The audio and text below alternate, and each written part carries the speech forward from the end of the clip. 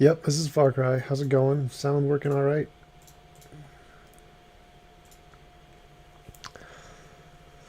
I beat Ghost Recon. I got all the trophies on it, so I'm probably gonna trade it in to GameStop, get Ninja Gaiden, Razor's Edge.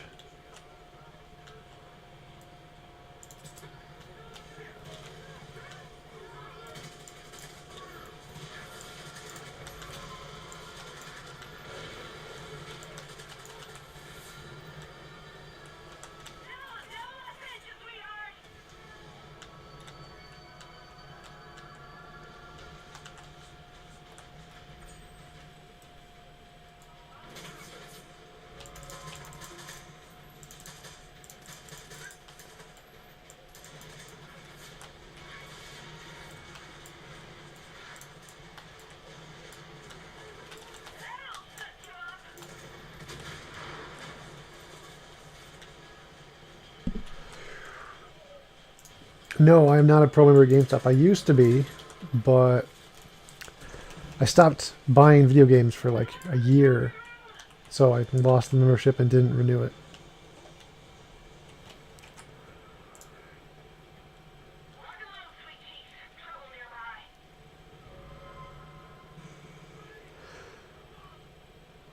The quantum mind theory is just pointless. Like, there's no reason. The quantum interpretation of consciousness was invented by some Van something, Van, I forget, Van Wagner and somebody.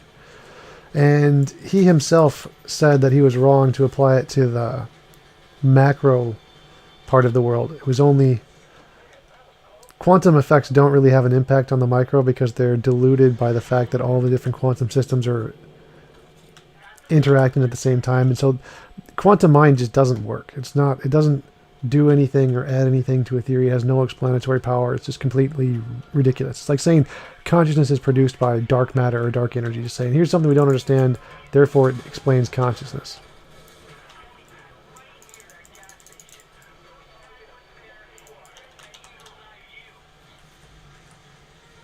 That's it, Van Wigner. Correct.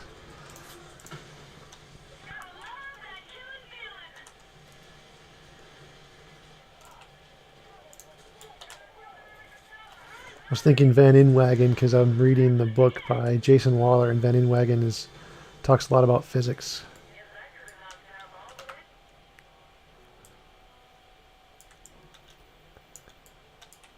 Where is the freaking...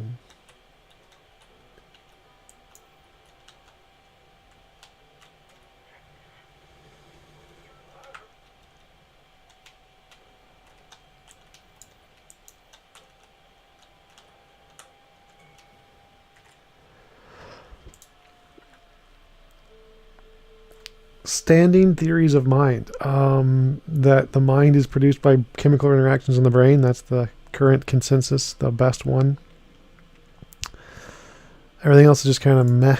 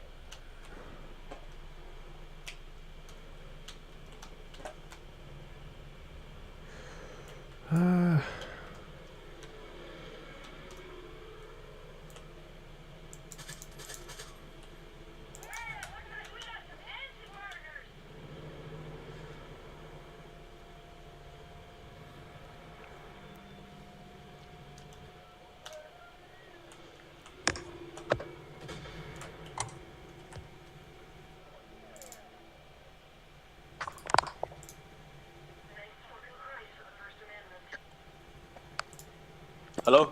Hey, how's it going? Yeah, this is Sahi Luke. Is this TJump? Yep, that's me.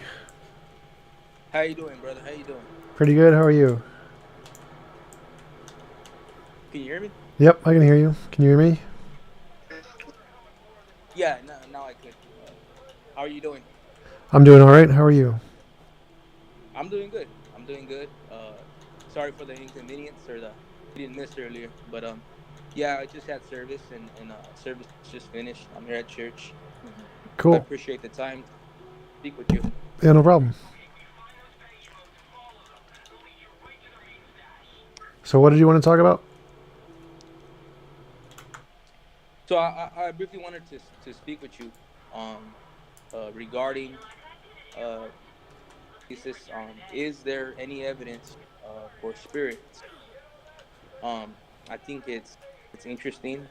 I would say that there is evidence for spirits, and I've been curious to engage with an atheist to see how they would pose that or argue the opposite, and just have a meaningful discussion on this point. And I don't have any notes. I don't have anything with me. This is just things I considered off the head right now. I Okay. wanted to see your opinion on that. And what do you think spirit is? Like, what do you mean by spirit? And what do you think the evidence for spirit is? Well, first of all, I'm a Christian, so I believe the Bible. But for any evidence regarding the existence of spirits, I mean Okay. by spirit, spiritual being. So when I'm speaking of spirit, I am referring to a non-human spiritual being. Um, Real briefly, as a Christian, the Bible speaks about it in John 4:24. It also talks about in First Kings. I mean, sorry, Second Kings. It speaks about Elijah and God to open the eyes of his right hand man, and God opens his spiritual eyes. And spiritually, he sees in God's army right there in the battle. But the evidence exists for spirits. Um, I would appeal to seeing, hearing, smelling, and tasting. I believe that if majority of those senses, then there is a strong reason to believe that there is evidence. And the Bible speaks about good spirits and evil spirits. And so I believe that there is evidence for good and evil spirits. And I would say that for example, there's paranormal societies. For example, the one I spoke to and did a tour with is called 1 a.m. Parahunt Society, actually the Los Angeles chapter. And paranormal societies, especially this one, or specifically this one, was able to capture audio of non-human voices present, and the allegation was that this house has is filled with spirits. So when we went in, audio captures non-human voices. There's obviously voices responding to the call of the people. Um, the paranormal leaders were provoking any spirits, and in the EVP there was some intelligent responses coming back when asked questions of someone is there, of someone died in that place. Um, Hearing, seeing, we have not only personal testimony of people seeing um, apparitions or figures or black figures, often associated with demonic spirits, but there is video recordings of black figures, of apparitions, of blurry screens or doing some activity captured on multiple cameras. So it has to do with sight. So there is evidence for sight, for hearing, as I mentioned, the EVP. There is personal testimony, people being attacked or pushed, photographs of scratches, like claw marks on people who claim that something touched them, attacked them, pushed them, or scratched them. And this is on video, and Usually they're in a place that is alleged to be filled with spirits or have a spirit there. So that's recorded. And smell. Um, the last sense that I would appeal to is their evidence of smell. There is personal testimony, and I can't remember the machine used. Also, um, people often associate a lot of these activities. It's very common to associate them Wait, with, wait. let's So just say, cigarette a smoke. machine was used to pick up smell? Yeah, it was a detector. It was I can't think of the name. It was a detector.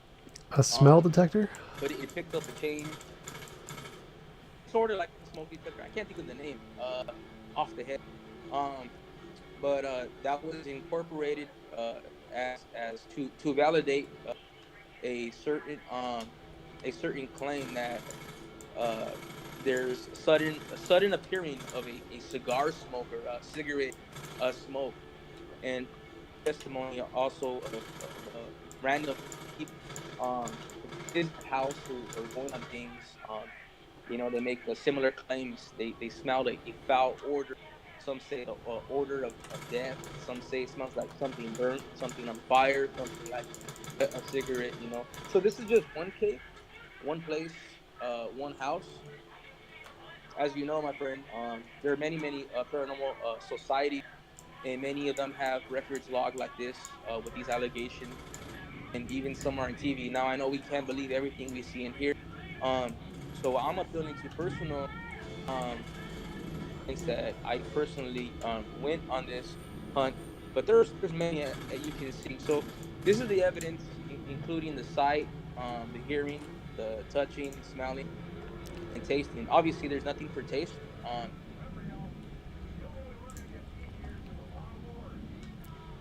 Are you still there? The present. You cut out a little Okay, bit. so Could you I'm actually sorry, turn man. your volume up? Because So I'm taking all the time. you're a little quiet. Could you turn your Yeah, go volume ahead. up? I'm sorry. Yeah. So you mentioned a bunch of things about how people claimed to see ghosts, and then they had sense experience that seemed to correspond to the ghost. Well, we can say a lot of things like people have sense experience of seeing Ouija boards. Ouija board is where the thing on the table where people put their hands together and they move it to get statements to arise. And they claim those experiences are caused by a ghost, but really we know that those experiences aren't caused by ghosts. They're caused by the your mind tends to guide the thing towards a statement that's present in your mind, in what you're imagining it's going to say, and you don't realize it, and you interpret that as being a ghost. So the fact that people have experiences and claim that those experiences of a ghost aren't actually evidence of ghosts or spirits. So um, like, what about those things couldn't just be explained by natural phenomenon that they just didn't understand yet? Because people like to claim that, for example, Santi Sai Baba was a Hindu mystic who could do miracles, supposedly, and the practitioner, there were lots of people who saw what he did. He had like thousands of followers who were eyewitnesses to his actions. But why would we believe that anything he could do was actually a miracle? Well, we wouldn't believe it just because they said so. So we would have to have some other way to verify it. So why do you think that any of these testimony of experiencing things are in fact evidence of spirits and not just an unknown natural thing? Like, people claim they have scratches, for example. Well, you can get scratches by, like, in your sleep, you accidentally scratch yourself. That isn't evidence of a miracle or a spirit. It's just evidence that you got scratched. Or people having auditory experiences. There are things called bereavement delusions, where you can hear people who you hear your loved ones, if after they've died, you can hear their voices in your head and you think they're real. That isn't evidence of spirits. It's just a natural phenomenon of the brain. Like smells, we know that you can smell things, especially like when you're sick or something. You get smells in your nose that aren't there just because it's activated by certain chemicals in the brain. It has nothing to do with spirit. So why is any of those things that we can clearly explain through natural causes that happen pretty commonly, why would any of that actually be evidence of a spirit? Well, in regard to the Ouija board, I didn't appeal to that, but I agree that that can be manipulated. So that's why I didn't use that, because you have a group of people on there, and it's easy to manipulate it, and anyone can lie. So I wouldn't use that as evidence, or count it as evidence. And we can't verify to the Hindu mysticism, like we can to these experiences, because the experiences that I have mentioned have to can be validated, and they have to do with the seeing, hearing, touching, and smelling. In regard to like the audio delusion, like you said, I agree that can happen, and there's been recordings of that has happened. However, this is recorded on multiple recording devices. This is a common allegation. And not only is it recorded on multiple recording devices, many people on site claim to have heard things, and this is recorded on video. So the response, or the reaction, is a common reaction where people turn around at the same time, record on video that they heard something. Multiple EVP recordings are there, not just from one device. And then again, this is not just with one paranormal society. There are multiple paranormal societies that have the same recordings.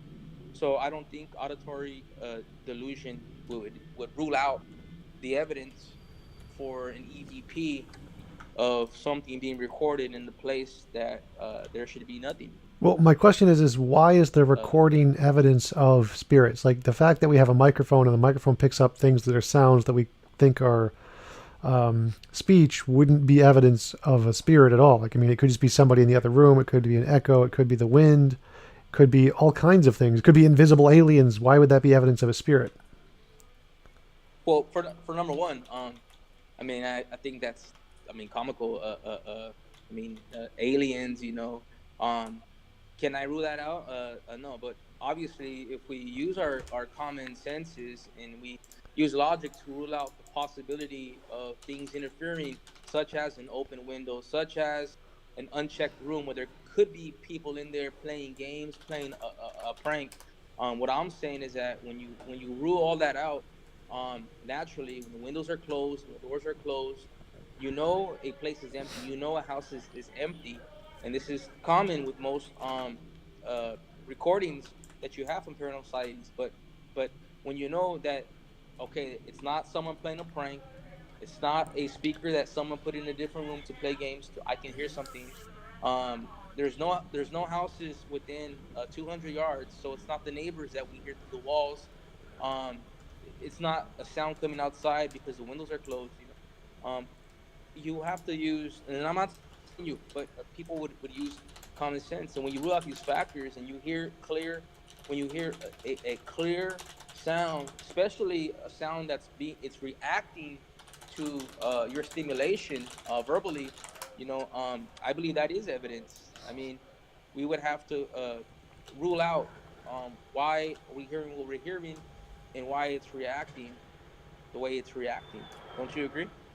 No, because it could just be an echo. Like you can, if you make a sound and it echoes back through reverberations through like the vent system or something, it can seem like it's responding to your vocal interactions when really it's just a reflection of what you're saying. So that wouldn't be evidence of a spirit at all. It's just something you hear. Like, why would that be evidence of a spirit? You hear sounds all the time. There are people who claim to hear Bigfoot and aliens through sounds. That's not actually evidence of aliens. So if you want to say that you have evidence of a spirit, you need to show how that a spirit could explain it, and like aliens couldn't. Because saying that we've heard sounds or made noises, that could just be explained by aliens. Like you can't rule out aliens, and you can't rule out other people explaining it because you can't know. There is no one else in the room. You can only be reasonably certain, but you can't know.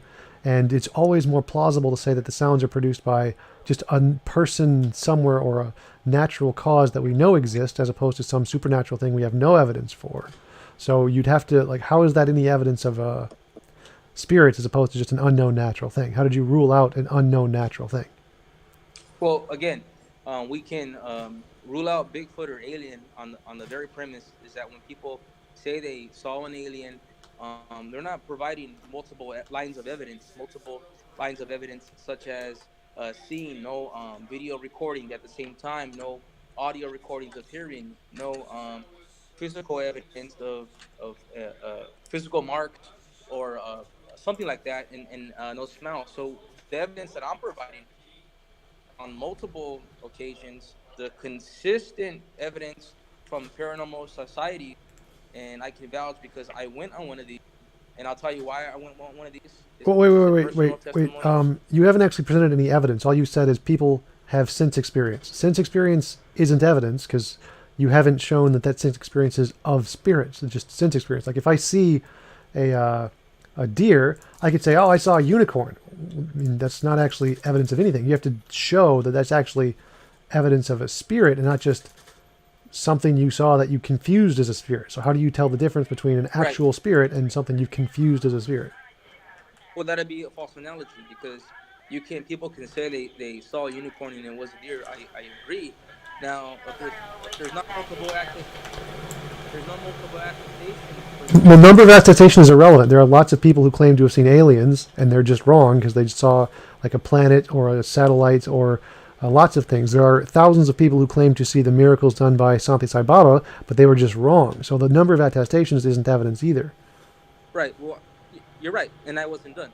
So I'm saying you have multiple attestations. You have audio recording, which is sight. You have video or audible recording, which has to do with hearing, and you have the line of evidence of the claim to have been physically contacted or touched or attacked or pushed. This is very common, and you have the testimony of smell. You even have I can't think of the name. It's a very simple, common name, but detecting uh, a smell, a change in that. Now I'm using the combined evidence of Well, these none of gives that's you evidence. You haven't presented any 4 out evidence of the yet. You five senses. wait. So the number of senses doesn't help you at all. It doesn't matter how many senses you see it. The number of attestations doesn't help you at all. None of that's evidence. Like just saying people sensed things isn't evidence. You have to like evidence is something that like a prediction, like a future testable prediction. I can say if spirits exist, then I can do this test and get this result. Just saying people heard things and saw things isn't evidence. Like I can say I Well, heard things and actually, saw things, like aliens. That's not evidence of aliens. I can say I heard and saw unicorns. That's not evidence of unicorns. I can say I heard and saw Bigfoot. That's not evidence of Bigfoot. The number of attestations is irrelevant. Like we have thousands of accounts of people saying they saw Bigfoot. We have tens of thousands saying they saw the Loch Ness monster. Hundreds of thousands of saying they saw homeopathy work. Millions of people claiming they saw miracles and spiritual things work. The number of attestations and the sense experience of those attestations isn't evidence at all. It's zero evidence. well, I disagree. I believe that the sense experiences is very strong evidence. For example, when you have Bigfoot, someone can claim they've seen Bigfoot, but they don't have other evidence such as being attacked by a Bigfoot, which Nope, would they have that too. They verify claim to that. have been attacked by Bigfoot. They claim to have scratches. They definitely have scratches. They claim to Right. have seen Bigfoot. It, They have recordings of Bigfoot. They heard Bigfoot's voice. They have them on YouTube where you can see that they have video recordings of Bigfoot. None of that is yes. evidence. So you're right. So they do have video recordings of Bigfoot, but again, that's video recording. That has nothing to do with the actual audio of Bigfoot or No, they have the audio too. They have the physical audio and the evidence video. of attack. Excuse me. They have the audio and the video. They I have mean, I'm sorry. I'm saying audible. So you have one line audible. of the senses as evidence, and I grant that you can that can be the same with an alien. What I'm saying is you have multiple lines of reasoning, specifically, and you actually just said it, my friend. You said you need to do a test with a hypothesis. If spirits exist, then this should happen. Well, that's exactly what a lot of paranormal societies do.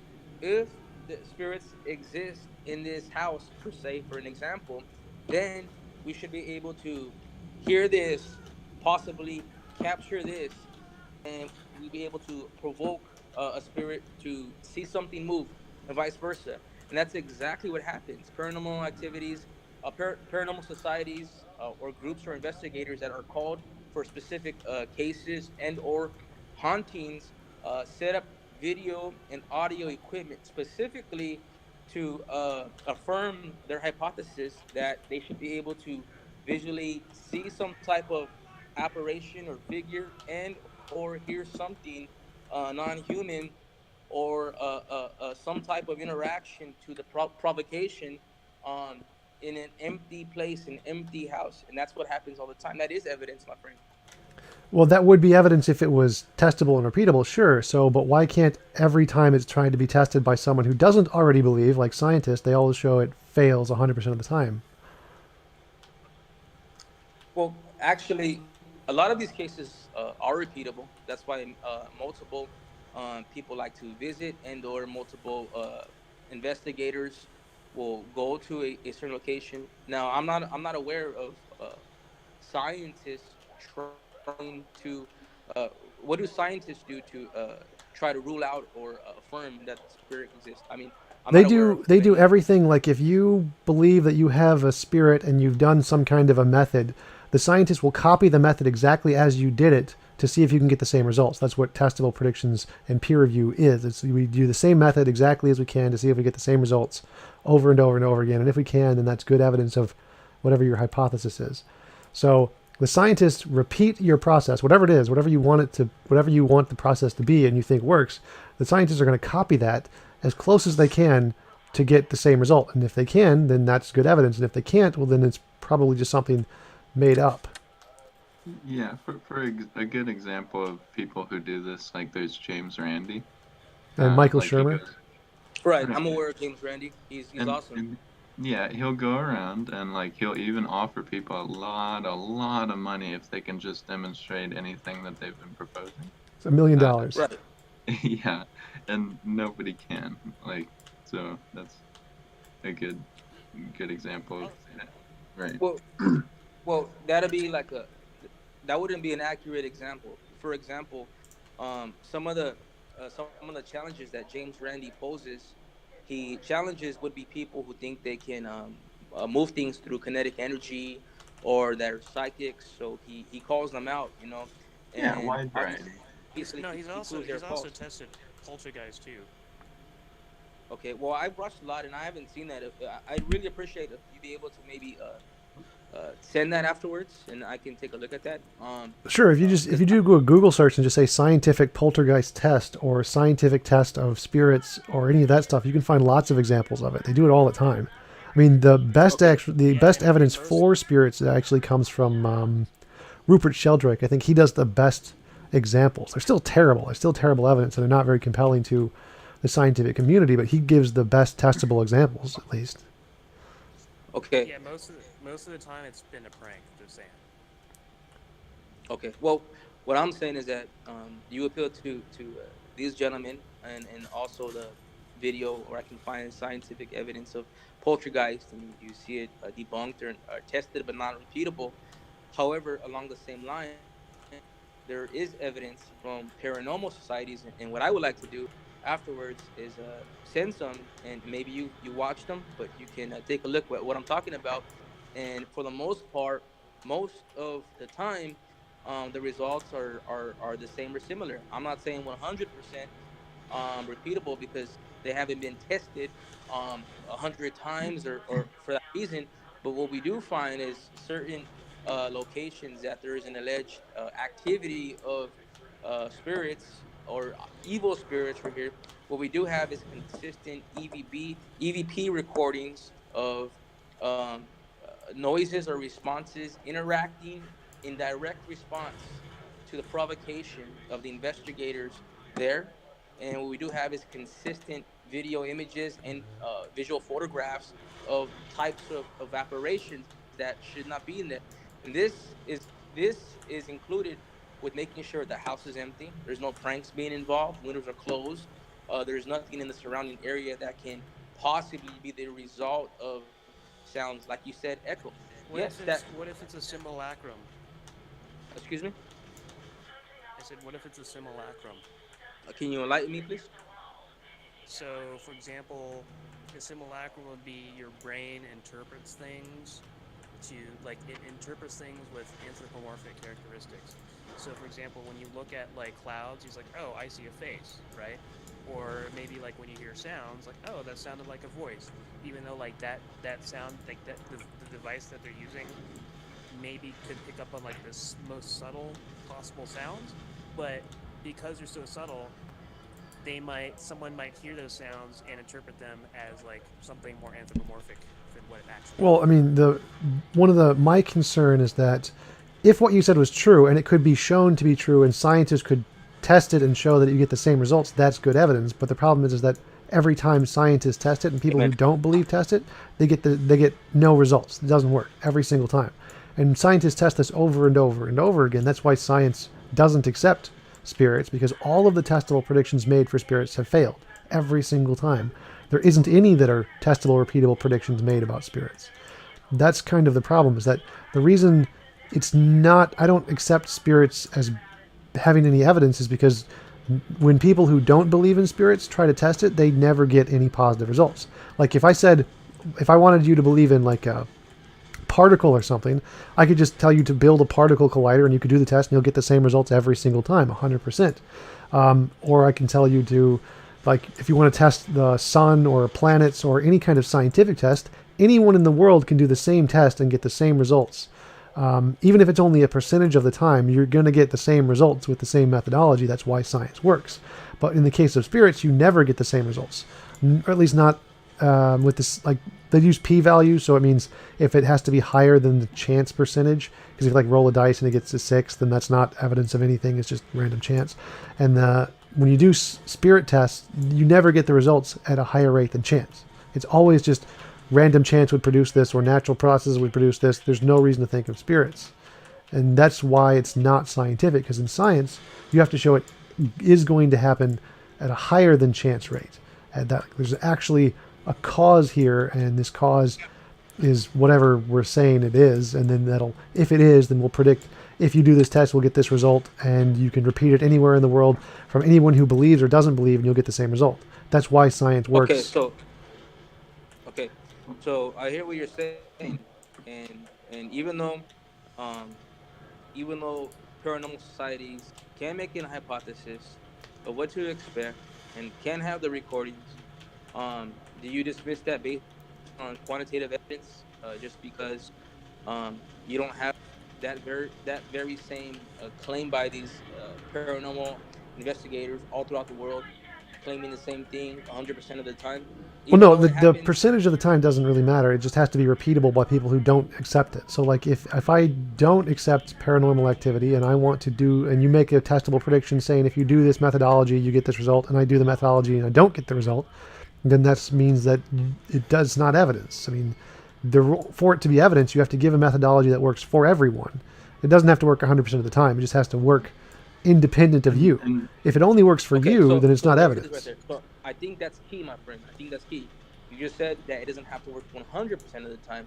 Okay, so if someone who disagrees with the existence of spirit can be introduced to the same hypothesis that the paranormal investigators introduced, that the allegation is that this place has spirits, so therefore we should be able to hear something and see something.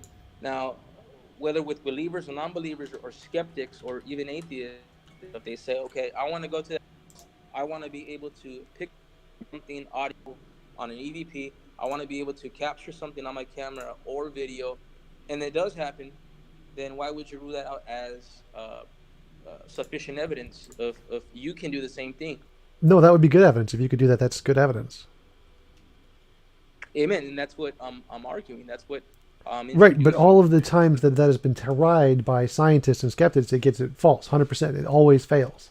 Like Michael Shermer does these tests regularly on his magazine. James Randi Foundation does these kinds of tests. There's tons of, the Skeptico Foundation does these kinds of tests. All of these people test these claims and find they're wrong every time. They never work for anyone except the people who already believe it, kind of like astrology. Astrologists believe that they can predict things about your personality by looking at the stars in your horoscope. And it works for people who believe in astrology. They're like, oh, that totally matches my personality. But when they test it at random people, like in a controlled study, it fails 100% of the time. It just doesn't work. It gets the same results as just random chance, random guessing. And that's the problem, is that every time the spirits have been tested by independent researchers like scientists, it doesn't work. If it did, then that would be evidence of spirit, and I'd accept it. And I think that there's something important to point out. So I am somebody who has experienced the quote on like has I've been to a haunted house in Gettysburg, quote unquote haunted house called the Jenny Wade House, and Jenny Wade was the only civilian that was killed in the Battle of Gettysburg. And so when I went to that house, I was a believer, okay, but this was years ago, and I thought that I heard voices from her. I thought that I smelled a corpse in the house. I thought all these things. But I look back on it now, I'm like, it was completely unjustified.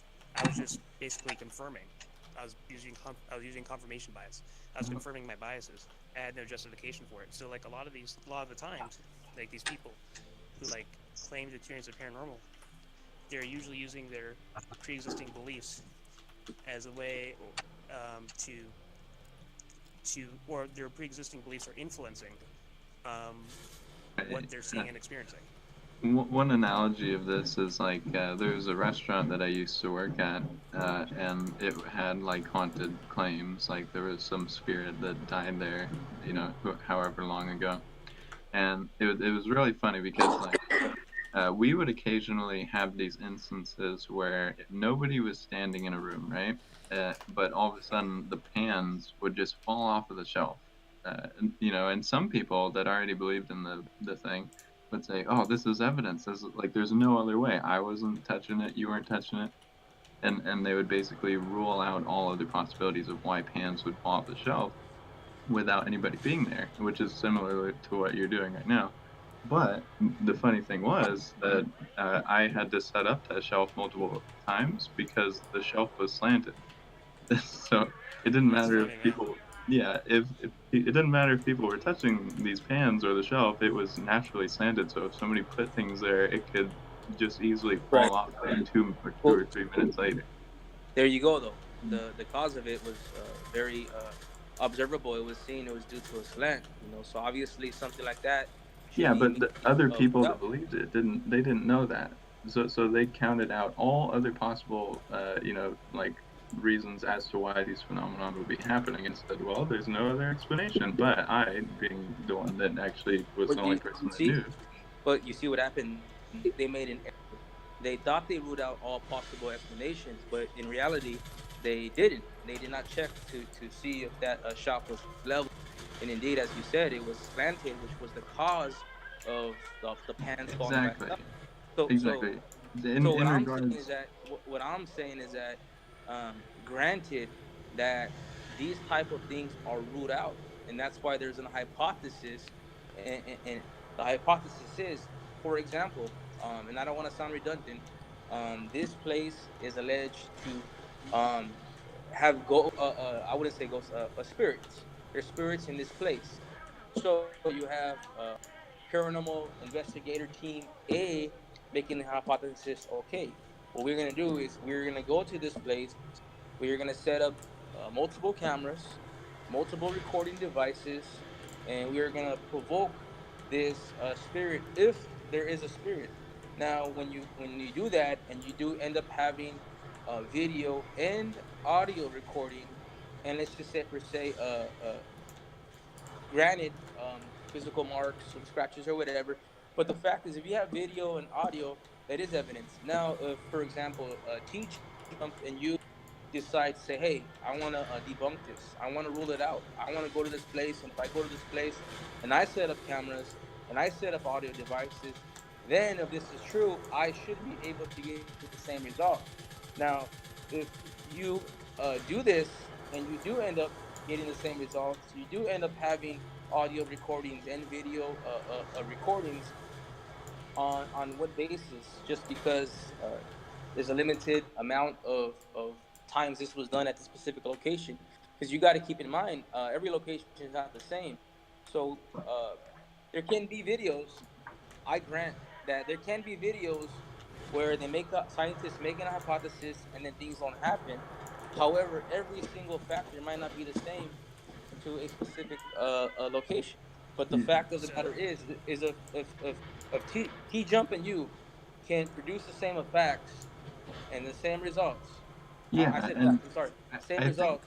Then on what basis do you reject the audio and visible evidence? okay. So the point of the matter is basically that would in theory, be good evidence. It's a Well, case I by wanted to, case one thing. second. You mentioned that you can rule out the natural hypothesis. Well, you can't. You can never rule out all of the alternatives. It's not possible. You can only ever make guesses. You have to be able to make future testable predictions. You can't ever rule out all of the alternatives. It's not possible. It's called the problem of underdetermination. So when you said that they ruled out all of the other explanations, well, that you can't do that. It's literally not possible to do that. Okay, so what I'm saying is that you rule out all to the best of your ability what might cause something to be natural. So again, you close windows, you make sure no one's around like that. I'm giving you hypothetically, you to the best of your ability, you rule that out. I'm Well, I not mean, saying that's the 100%. thing. You can't ever rule out natural explanations. You can't just say, we're going to rule out all the natural ones, because anything that's caused that you don't understand could just be an unknown natural cause. You just rule out the known natural ones. So you would still need positive evidence to show why it's a spirit and not a natural thing. So you can't ever try to rule out natural causes. That's not a thing. You can only try to show Right. So positive I would say evidence. that evidence is still good evidence. And real briefly, may I hear, um, may I hear the other person? He said that would be good evidence, but he didn't finish Well, me. I hear the conclusion. uh, I wouldn't necessarily word it would as it would be good evidence to rule out naturalistic causes, but it would be you could, in theory, have good evidence to, like, let's say, demonstrate that something very unlikely and weird and strange basically happens. But what I've just understood and what I've gathered after looking at so many like cases of where people are arguing for certain things, like in your instance where people go to houses and then they feel cold all of a sudden, or they start hearing creaking or something like that. th- these are not even minimally in the realm of things that can't be explained by natural processes. I mean, every single time. Even like these little video footages and stuff that they see a shadow.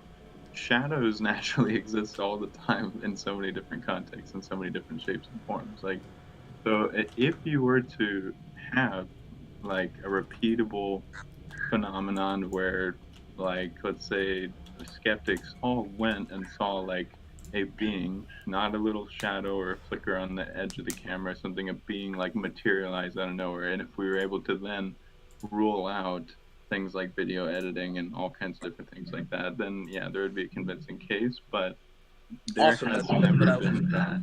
Like, demonstrating. So Just both of curious. those, so both of those you just mentioned right now are actually, what I just argued. Repeatable, yes. Maybe not on the same scale as the other scientific experiments that you have done, due to the fact that only so many number of uh, experiments or paranormal investigators actually try to confirm the hypothesis they made at a certain location. yeah, That is so that, I but would you I also would said, say, If you get similar results once in a while, then it's not really repeatable. I think that's the yeah, point. right. like if you're looking for a pan to fall off the shelf, it's likely that could happen because of these causes, the reason why it happened in the first place. So I would say, like, whichever case or individual cases you find the most compelling, you should post them in the chat, and then we can all, just because it really is a case by case basis type of thing. Are Right. there any I like agree. published I journals agree. that you could like send? Yeah, Yes, show I people can who send aren't them. paranormal investigators. Show scientists who actually get the results. Show anybody who doesn't already believe it who gets the results. Because as far as I know, the only people who get the results are the ones who already believe it. Well, I Yeah, actually have two teams. And the reason why I included these two specific teams is because as part of their team, they do have scientists. So I find it very, very interesting that you have a scientist and they would even be doing this type of work in this field, and they're acknowledging that. Now I know that's only two, but I still want to provide you with the articles and the videos, and I'd like for you to take a look. And then I actually Well, will provide publish, the local. show the peer-reviewed papers. I mean, articles and videos aren't anything. Anybody can publish articles and videos, whether they're truthful or not. Yeah, but if it's actually done by I scientists, then it agree. should be published in a paper somewhere. Show me the journal where it's published. I'm sure I can do that, but so you're saying that you won't accept anything other than that? Well, papers are peer reviewed, which means if it's published in a paper, then somebody else can test it to verify it's correct and not just made up. Possible, but that doesn't mandate that that's what someone will do or did do. No, that's what peer reviewed means. Peer reviewed journals are specifically uh, vetted by academic journals to do that exactly. That's the point of peer reviewed journals. That's why Right, scientific but journals are so high standard, because they all do that. right, but I'm saying anything other than that you won't accept. Right. I'm not just going to accept it because somebody said so. Like anybody can publish a article in any kind of a journal saying whatever they want. People do it all the time. Like I'm not going to trust it just because it's in an article. Like if you want me to trust it and believe it's actually true, then you need to get the people who professionally demonstrate and test these things to show that it's true. That's what the academic journals do. Otherwise, it's just somebody Right. said so. So I'm saying anything other than that, though, you won't accept it based on the possibility that it could have been tampered with. No, I'm Am not going to I accept it because it's not saying that evidence. right? Like for it to be evidence, it has to be peer reviewed. That's what evidence is. Just the fact that it's someone claims this isn't evidence because it hasn't been peer reviewed. It needs to be peer reviewed to be evidence. Okay. Well, I hear you then. So I mean, even though I'm telling you, You could and I can send an provide. article, but the article would have to have like links to the scientific journals too. Okay. Yeah, So well, now, I would just say so send the now, article. now I.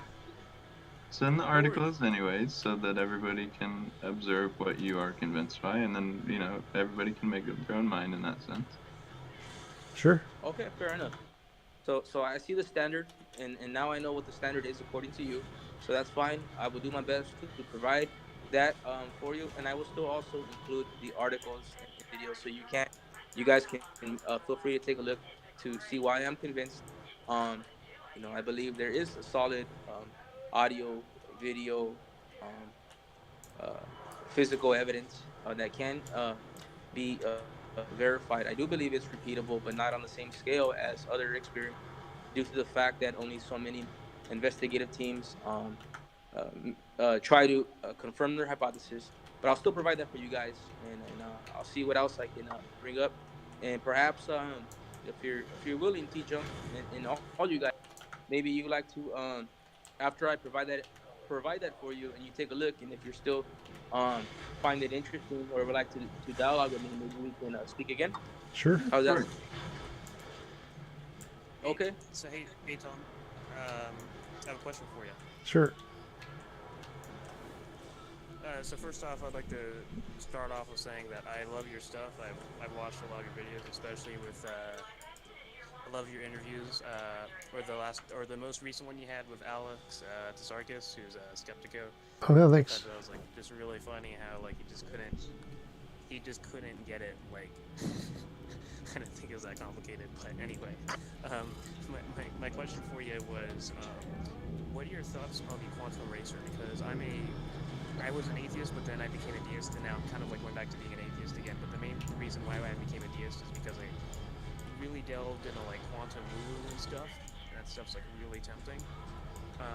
But I watched Inspiring Philosophy's video. I don't know if you've seen it, but he basically says that if we know like the path information of an electron or a photon, or actually it knows a photon, he says that is like what collapses the wave function, like our conscious knowledge of it. So like, what are your thoughts on that? Well, that's the quantum eraser. Like the delayed quantum eraser is it's a specific phenomenon in quantum mechanics, but the collapse is caused by an observer, but the observer in physics doesn't mean a person reading it. That's just literally the observer just means a sensor that reads the data. That's what an observer is. So it has nothing to do with consciousness at all. The consciousness interpretation was the one by Van Wigner and von Neumann and Wigner, and that interpretation is only held by like 2% of scientists. It's extremely niche by just people who really like that viewpoint, but it doesn't do anything as an explanatory explanation.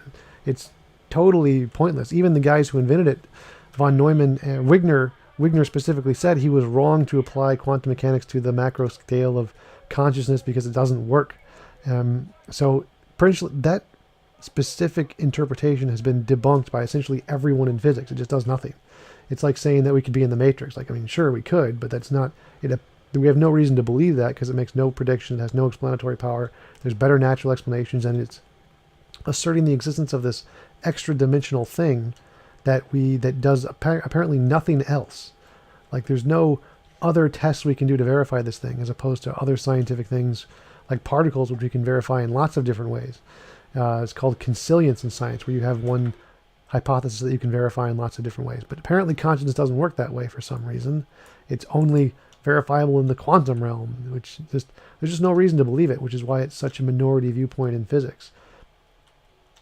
Right. So, why exactly then does the wave function of a photon appear to collapse when it only hits certain sensors that can show us which slit the photon came from, but when it hits other sensors that have gone through the quantum eraser that show us that we don't know, or that shows that we can't really know which slit the photon came through, why doesn't the wave function for the photon collapse when it hits those sensors? Well, there's actually about 24 different interpretations of quantum mechanics. One of them is the quantum consciousness, which is the least accepted in the field.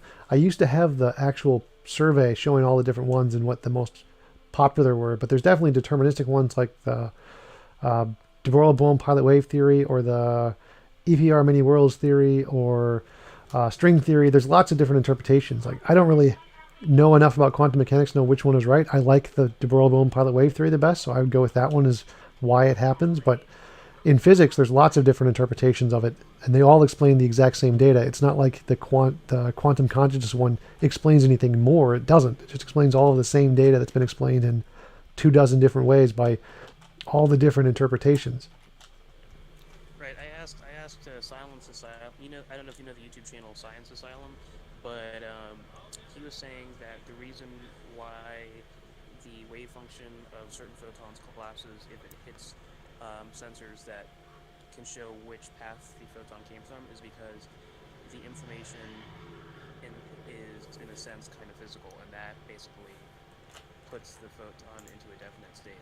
But if the information is erased, then that gets rid of, I guess that doesn't collapse the wave function. Well, that's one of the interpretations. Yeah, that's the hidden variable interpretation. So that's a possibility. There's lots of different possibilities. So I wouldn't. That's the pilot wave, right? No, that's the hidden variable. Hidden variable. There's lots of different hidden variable as a class. There's lots of different ones that entail the hidden variable, and I think the pilot wave is one of them. But there's lots of different ways to interpret it. But you guys are all really, really quiet. Like, could you maybe if I could you say something real quick, or go ahead? Whatever. Like, what are your thoughts on that? I think it's good. I think I would kind of agree with that. Yeah, it's really tempting to again anthropomorphize things when we don't know the full the reason why things happen.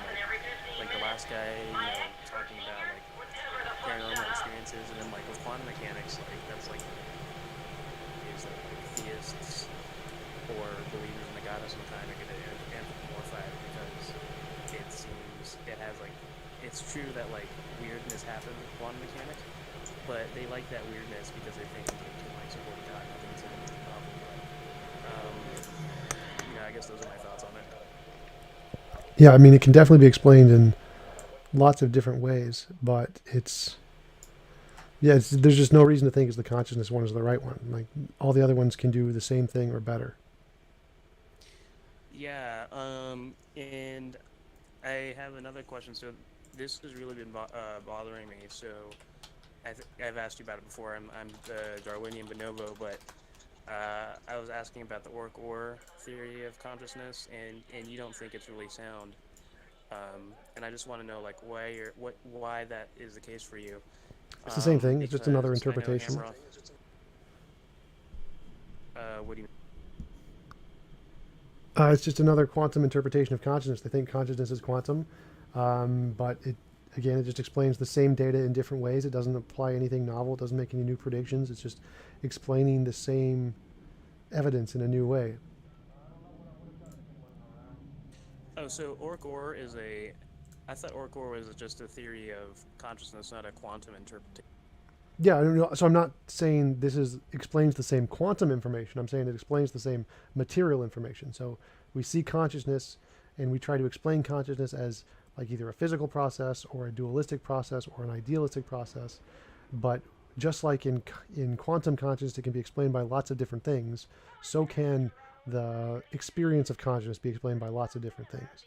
So it's the same problem applies to both systems. Is that you're just using the same data and explaining it in a different way, which assumes consciousness is its own kind of a thing, but it doesn't provide any novel predictions to indicate that is the truth. So they both have the same problem. It's just another interpretation of the same data with no novel information and no novel testable predictions being provided, so there's no reason to believe it's true. And that's kind of the same problem with all of them. So, do you think what are your thoughts on Hameroff's claims of microtubules being quantumly entangled with microtubules on one side of the brain being quantumly entangled with microtubules on another side of the brain, and they communicate with each other? What are your thoughts on that? It's an interesting theory. As soon as you can prove it and provide evidence, then it's great. But until then, it's kind of like just an interpretation. So I mean, there's no evidence to support it yet. So there's no reason to believe it. I think it's just another thing that's being asserted by a scientist. Okay, gotcha. Right. It just kind of baffles me that like some scientists will like publish journals, and they're like very familiar with how the scientific method should be conducted, yet they would make a claim that's not really supported. I find that like, why would they Scientists do that all the time. It's just an interpretation. Like when you present an idea in a scientific paper, it's a novel idea. No one else has tested it. You have no evidence for it. It's just, here's my interpretation of the data. Especially if it's a theory paper, then there's not even any testable predictions made. And then other people go and verify it through peer review. And if you can verify it through peer review, then it becomes accepted, but not before. So every scientific idea starts as just an unsupported idea somebody had in their head, and they publish it, and then it gets tested and verified. And if it can be tested and verified by lots of different people all over the world, it becomes accepted as mainstream science. So every scientist publishes papers that are just unsupported and are just theory papers and interpretations, and then the best one is the one that becomes the consensus in the field. And Hameroff's idea is just another one of the scientific ideas. Like every scientist has their own unique ideas and interpretations about what causes a bunch of different things, whatever they're studying. Like neurologists all have different explanations of consciousness.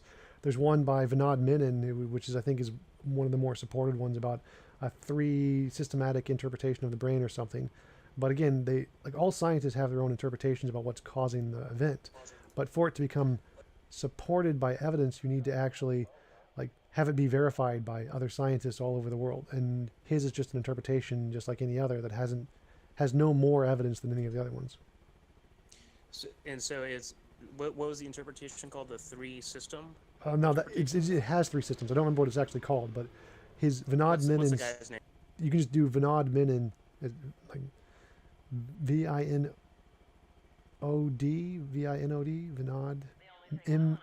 Menon, I think, Vinod Menon, and his theory of consciousness, and it has to do with 3 systems in the brain that work together in integrated ways. I don't remember what it's called exactly, though. Oh, okay, that's interesting. I also asked you, I think this morning, or actually a few days ago, about Anirban Bandyopadhyay's view of fractal information consciousness.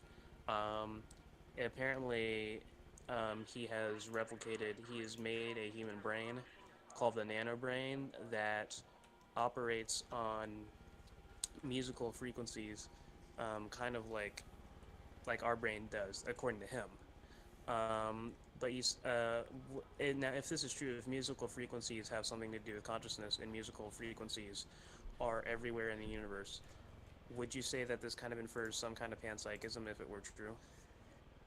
Sure, if it was true. But as far as I know, his use of frequencies, I don't know what he means by frequencies. I don't know what exactly he's measuring when he says proteins have frequencies, and I don't know how a composite system like a body can have a single frequency when it's just made of a whole bunch of smaller frequencies of proteins or whatever. I don't know how the the combination of all the individual frequencies of the proton or of the proteins coalesce into some kind of unique person frequency that is consciousness. It doesn't. His theory doesn't really make a lot of sense to me. But yeah, again, it's not accepted by mainstream science because it doesn't make any novel predictions. I mean, if he actually did that, it would probably be accepted by science. But maybe he did, but I'm pretty sure he didn't. Pretty sure it hasn't been verified. Yeah, definitely isn't. It definitely isn't the major view, but he's basically saying that in everything there is music, and that um, I guess you could say the more conscious organisms have a more the music in their brain has a higher level of synchrony. So the higher level of synchrony, I guess, the better the music and the more conscious that Well, yeah, but the the organism point, is. like, what does he mean by music? Because if music is a bunch of sound waves can only be produced if there's like air pressure or water pressure. So what he means by frequency has to be something different. Yet, like, what is I he think it was referring water. to when he think says? I think he's, I think he's referring to De Broglie's work. Most of them are when they say frequency. Yeah, usually, the, but that's kind of the point. Is like, what does he mean by frequency, and how does he show it actually is a thing? Well, And as soon as somebody the uses, and that's, microtubules vibrate, and they produce music. yeah, what does music mean there? It's an esoteric word at best. Well, I guess it would mean, and that's like I guess what he means is that it's not like music as like we would call music, like rock or classical or something like that. But I guess you could say a language that is built on, not a language, but I guess you could say a means of communication between microtubules using a harmonious frequency. I guess that's what he means by music. And what does that means of communication? That's That's even the thing, is I don't really like if like the according to him, the microtubules are basically vibrating, and then they communicate through each other with that vibration, with each other with that vibration. Well, that's what I'm asking. What is this vibration exactly? Like, it's just like, what is he measuring when he says it vibrates? I need to do more. I need to do more research into that.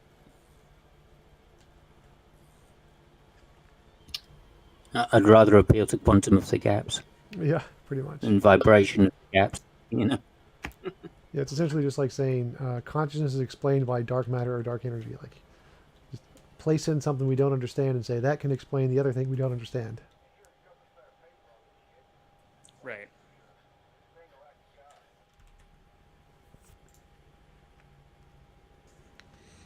Now, if if quantum consciousness were true, would that make it likely that there's an afterlife or possible? No, that's because consciousness can exist without there necessarily being an afterlife. So that would be a second kind of a claim. Yeah, I know that Hammeroff was saying that if when the body dies, the information, whatever that means from the microtubules, is released into into quantum space, and then therefore it's possible that your soul could go on forever. Yeah, I mean, we could have an afterlife in a naturalistic world where brains are just matter. We could just be in the matrix, and when we die, we just wake up, and that could be an afterlife too. So there's lots of different ways to explain an afterlife, but there's no reason to think we have. There's no more reason to think that we have an afterlife on a idealistic universe than a materialistic one. What would oh, so you're saying like if we die, we could wake up in some other part of the matrix in a naturalistic view, or Yeah. what were you trying to say the first one? Yeah, like so in a naturalistic world where brains are just made of matter and nothing else, there could still be an afterlife. And then how would that play out? Explain that more. Go more in depth with that's interesting. So like if we die right now and we wake up, like you've seen the movie The Matrix with Neo and Trinity and Morpheus, right? Yeah. So like we could be brains. I'm just messing with you, dude. Of course I've seen it. Okay, so we've seen, like, we could be brains inside of the Matrix where we're hooked up with some kind of a machine, And when we die in this world, we'll wake up in the Matrix. So that's afterlife. So we've died in this world. Our lives in this world have ended, but we wake up in a second life that is after our life in this world, and so there is an afterlife. So there's no reason to think that. So like a brain in the vat kind of a situation. Yeah, exactly. So like we die in this world, we wake up and we're like a brain in a vat, and like, oh, hey, there's after our lives. That's the afterlife. Okay, gotcha.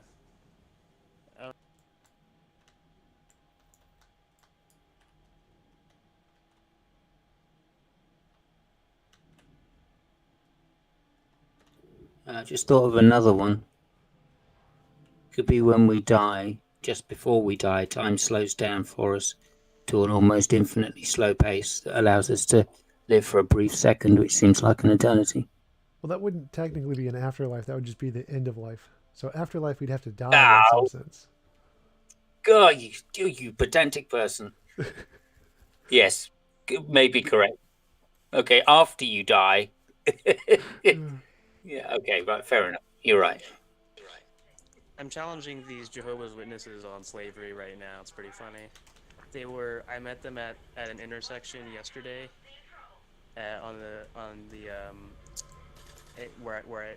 in my city, and basically I invited them over. They could come over and like we can discuss slavery. And they're saying that Exodus 21, verses 1 through 6, where it discusses The rules of slavery, who you can enslave. If the slave master gives you wife, then you get to keep the wife, or the wife is your master's. You know that. Yep. That whole those set of scriptures, and they're saying that the kids don't get to go if the father leaves because that's for protection of the children. That's what they're saying. What are your thoughts on that? What do you mean? Like, the Bible's immoral. Like, No, well, yeah, I agree with that. I agree the Bible is totally immoral, but they're saying, okay, so the scriptures where it says if the slave master gives the slave a wife and then the slave has children with the wife. yeah. Okay. That applies to the Hebrews, right? So I mean, what And is you're saying that because of that it doesn't endorse slavery, and that's the argument they're making? They're saying that the slave master was justified in keeping the wife and the children because that was for the wife and children's protection because the father wouldn't be able. Yeah, that's still immoral. That doesn't make it right. So it's still slavery. Like, Yeah.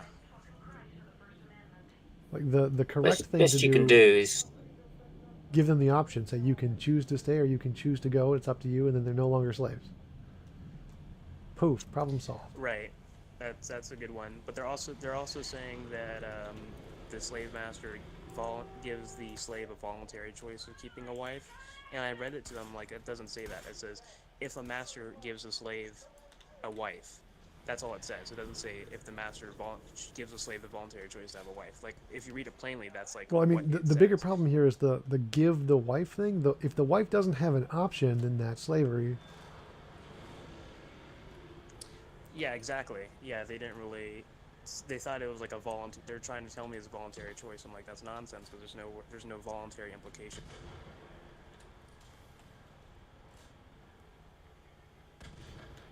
best you can do is get them to clean up your flat first before you have the discussion, and say how does it feel. I think that may work in the other direction. I think that would probably get them to say no. That they disagree with slavery. Yeah, like if you make them actually do the work, like you be my wife. I'm gonna force you to be my wife for a day, and we're gonna see how you appreciate this and see if you would consent to it. Are you guys fans of? Sorry, let me introduce myself. I'm Max Racer. Are you guys fans of Richard Dawkins or no? Yes and no. So he's not very good at philosophy. He is a phenomenal biologist and great public speaker. Doesn't really understand jokes very well, though. He's pretty good with his literacy as well. I think that Hitchens was a great speaker, but his philosophy wasn't all. Well, the same thing's kind of true of all the horsemen. They're really great speakers, really charismatic, not the best philosophers. I was really into their arguments when I first became an atheist and started researching them, but after I got into the philosophy, I realized their arguments weren't really that great. They just sound good. They're very emotional. Yeah, I really want to see Bill Craig debate Matt Dillahunty. That'd be really interesting. I don't think that's Are going you to guys happen. into? I'm sorry not to sure. interrupt. I'm not sure any Will Craig debates are very interesting. I think that's an overstatement. Well, no, the one with Sean Carroll was hilarious. But Craig will not debate anyone who doesn't have a PhD. That's one of his rules, and so he's probably not going to debate Dillahunty. Well, the one with Arif Ahmed is also very good. If you haven't heard that one, I recommend. Yep, I've seen that one too. That was a good one. I think I've seen all of them. So, Yeah, are you guys interested in morality or arguments of morality at all, or no? Yes, I wrote a model of morality. Oh, cool. Yeah, I mean, so like that way of thinking is interesting. Yeah. Yeah, I think I find it weird that Bill Craig requires that you need a PhD to debate him, because you don't. All you need is just some decent logic, and then you're all good. I don't. Well, it's more because he has so many people challenging him to debate. He has to selectively choose, and he can just choose the people who are going to give him the most accreditation. So it's kind of, I do the same thing. Like a lot of people who challenge me to debate, I just say join my Discord, because I have to be more selective. I don't have time to just debate everyone who challenges me. So it's kind of the same thing for Bill, where he gets so many invitations, he only selects the ones that will give him the most, like, interest in his followers and the most,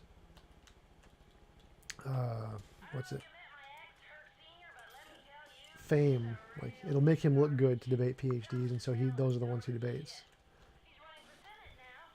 you could do me a favour here, Tom. Actually, a big favour, in fact, which would be to give me a short definition of moral or morals, if you wouldn't mind. Like, just what my definition of objective morality is, or just the textbook definition that morals are a system of values, whatever those system is. Yeah, that's it. That's the one I want. Just you call it a system of values, yeah.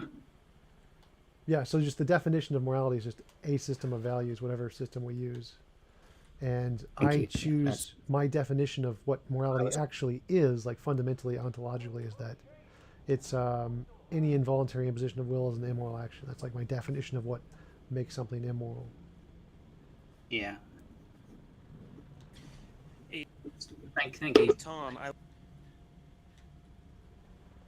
What? Go ahead.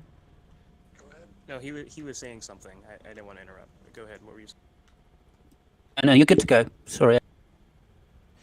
Oh, so Tom, I'm going to this just I totally forgot to ask you this. So, with your interview, referring to your interview with Alex Sarkis, I was wondering, what are your thoughts on ketamine?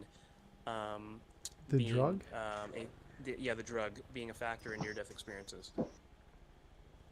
It's a drug. Like, lots of things affect the brain in ways that can cause it to do weird stuff. So, I mean, I haven't researched at all what ketamine does, but there's definitely, I imagine, certain drugs that'll make it more likely to cause a near-death experience or less likely. I know epilepsy is highly likely to cause a near-death experience. I have a question. Do you believe that there are things that are self-evident or no? I think before I am, yes. Okay, do you think the fact that... Okay, and you don't believe that any of this is intelligently designed, right? No, I think cars are So intelligently what would be... A car is more intelligently designed than all of the DNA and all the supposed evolution that took billions of years to Yes, for sure. happen? Yep. Okay, all right. I guess so. I'm not gonna argue with that then. That's Yeah, you. That's dude. I freestyle in my car. That's what's up. To my own beats. That's the way it is. I didn't understand that comment. I was trying to make a joke, saying that like it's hella meta that I get to listen to my own beats and freestyle over them in my car. Yeah, so DNA wasn't intelligently designed at all. It was a random jumbled mess of proteins folding in random ways, and only the ones that worked survived. this whole the people don't even understand how reality works because it's so complicated. You're telling me something being complicated in design doesn't have to do with it, dude. Okay, whatever. All right, if you're saying oh this isn't design and it takes some intelligence to even understand it, is then I think you're in self-denial. Yeah, maybe a little bit. So, again, most scientists in every field reject intelligent design. So most people who understand more about the field than anybody else realize it's not intelligently designed. Only a minority of And people who want a conclusion want to assume it's intelligently designed, but there's no evidence of intelligent design at all. In fact, all of the evidence is so against it. I got one more self-evident like kind of question for you. The fact that we are created, the fact that something is created, isn't that self-evident that there is a creator? No, Why? Give me your reasoning why not. because things can pop into existence from quantum mechanics. They're not created. What's your reasoning? Can you rephrase that? Like nothing was created. It was all just existent. Like the only things that are created are like Yeah, chairs. Humans but create wasn't things. we were already saying that before science was like spiritual people were saying that already, but science is using what has been said for What? forever I have no idea what you're talking about about. God, and they're I'm not sure what you're talking about. So no one you're in saying science that said the everything universe. was already here. That's what you're saying, and what spiritualist says God was already here. What's the difference from somebody saying God or saying quantum? There isn't one. There's only two possibilities. Either something has always existed is like the only option. Either it was a god or it was Yeah, this natural universe. So there isn't a yeah. difference there. That's It's just God or not so. God. Which part? I think the only difference is from scientists, mainstream science, and from spiritualists. Scientists saying we don't know what it is, and people and spiritualists are obviously saying it's consciousness. Yeah, pretty much. What is a spiritualist scientist? Explain that. I didn't say a Theist. spiritualist scientist. I said Just, spiritualists just a say theist. So yeah, that yeah, it's that Spiritual. is Oh, okay, consciousness. pretty much spiritualist. correct. Is Okay, that my bad. the scientists say we don't know what it is, and the spiritualists, as you call them, say we do know what it is, and the scientist is a lot more reasonable in that sense.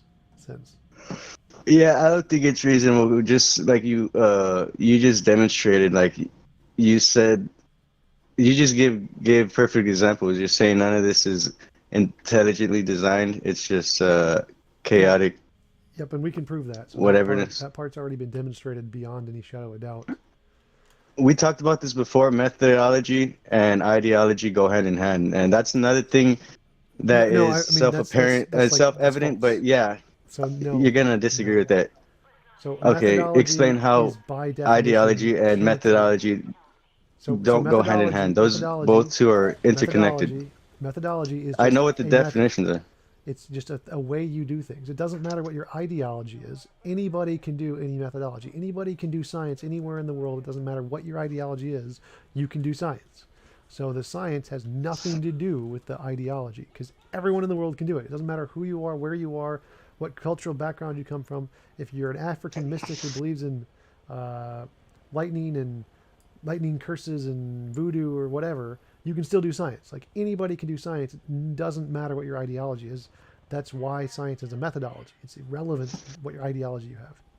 Okay, so is everyone agreeing with what's his name is saying right now? I have no idea. His name is T. Is okay, is everybody agreeing with T right now? Does Tom. everybody agree with that? Yeah, Tom. Yeah. Yeah. Methodology versus ideology? Is that what you're saying? I'm saying methodology and ideology are intimately related and connected. You can't have one without the other. Yeah, I mean, I have to think about it. Ideology without methodology. What do you mean by you? I mean a person that is practicing No, science. I would agree. A person Yeah. is likely to have both. Is likely to have both. Well, I how do you mean, have one without the other? How would you have there's, methodology without having some form of ideas of the subject you're talking about? I mean, if you're like a zealot, I don't know. Because you can have different You had to be ideologies. a straight up computer just running numbers for that would be then that wouldn't even really be science because science has to do with intelligent observation of reality, not just you running numbers. Well, no. What about you? What don't you understand about people who have different ideologies can all do science? Like if they can all have different ideologies, then the ideology has to be separate from the method of science necessarily. I understand that obviously we all have different our own perceptions of reality and ways of viewing the truth. And in that sense, we're going to have our own ideologies. But overall, science has a dogmatic way of looking at things, and you always talk about it. If it's not in the scientific journals and if it's not widely accepted by everybody, then it's not gonna, no one's gonna take anything seriously or even try to do any research or even contemplate the ideas if it's not already widely like established things. It That's just what I'm has to be talking about. repeatable. To That's the point. It has to be repeatable, independent of anything else. yeah, Like yeah, that's anybody that in the exactly. worldview has That's to be able part. to. Yeah, that's Yeah, I why agree. it's That's a part of methodology.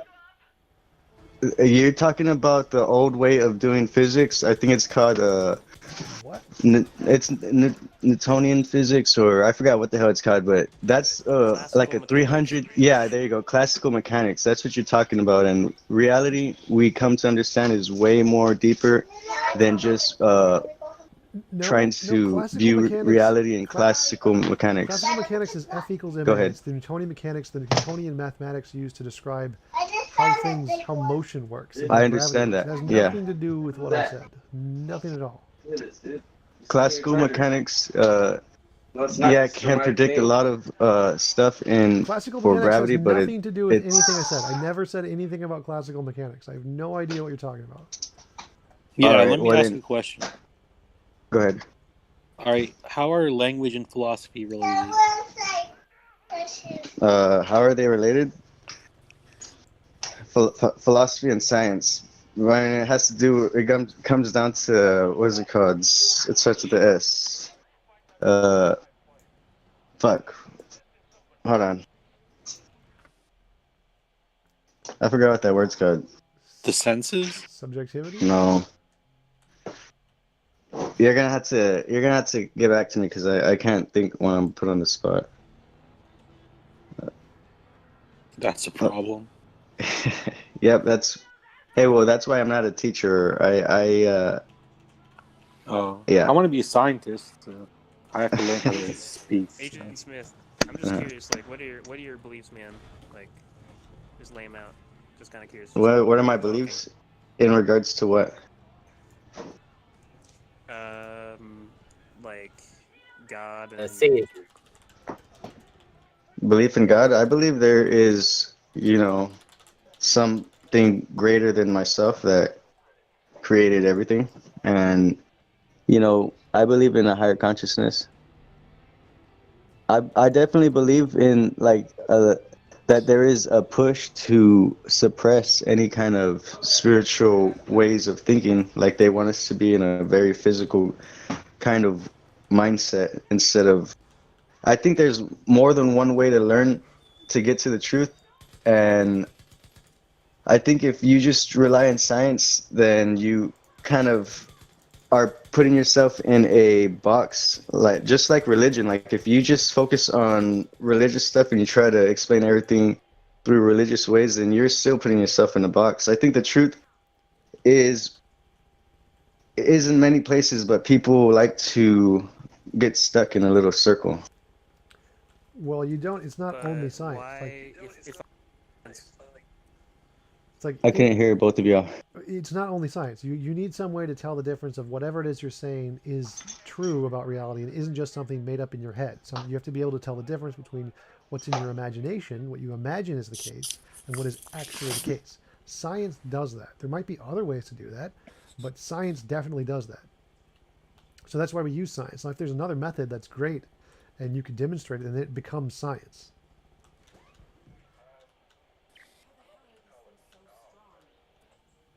I think, and you are not really making like a valid comparison when you compare like the box of religion and the quote unquote box of science, because at least like with science, Like I am using like the world around me, which is all I have, to make the best possible conclusions or the most reasonable conclusions. Like religion, like doesn't do any of that. That's like not. They sick those things on us. Eli and the Whitetails got me out. Been trying to pay them back ever since. I've got a theory on how to use the Colt's formula to help us track these creatures. But all I'm working What I was saying is, I don't think that your comparison with the box of religion and the so-called box of science is really a valid comparison, because with science, I am using the world around me, which is all that I have, to come to the most reasonable conclusion. Religion will not help you with any of that, because religion is not based on the world around you, it's based on just stuff you take on faith.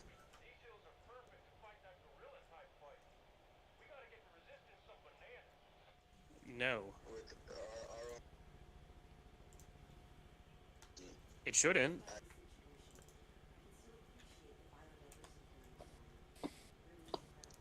It shouldn't. Watch your back, honey. I'm seeing trouble.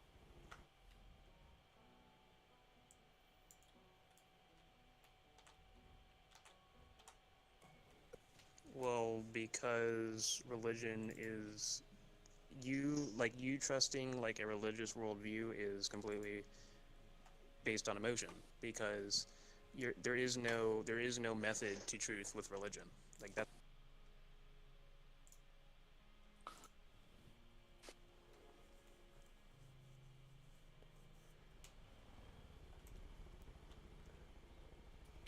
Um, the when my brain stops producing enough dopamine that I wake up. I'm not hearing him. Is he still talking? I'm Because I sorry, not can't. dopamine, not dopamine, not dopamine. I mean, sorry, melatonin. Yeah, dude, spit a freestyle. Come on.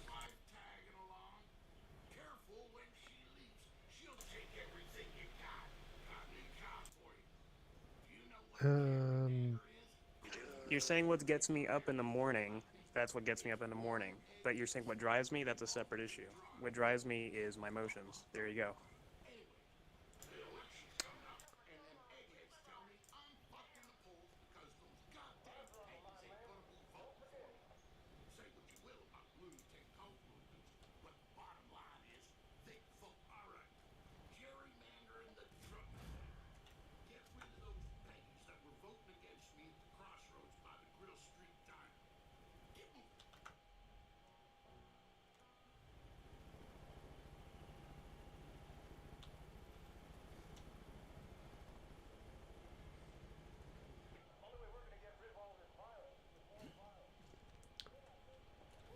all right, guys. I'm about to get off. I'm gonna get some dinner. I'll see you guys later. Later, Tom. Thanks,